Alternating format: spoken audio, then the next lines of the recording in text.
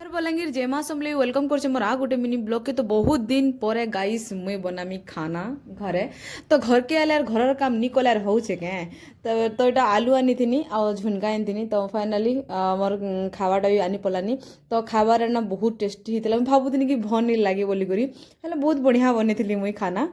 तारपर एटा संध्या होता न। तो रुटी बनाबार थिला मोर। तो एटा मुई अटा चिटकुथिनी।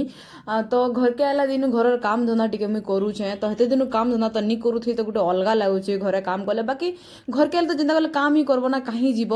आमर नाड़ी छुआ नी थी जे घर पूरा छीना लगुला गाइस बहुत छीना लगुला। तो तार मामू गाँ पलि तो आज इटा आसला टिचकड़ी आउ इटा मुई अटा चिटकी थी जेनटा निके मते अटा दियो नाना नाना बोलिक मते पूरा पागल कर देख अटा के भी खाई दूसरी सेटा।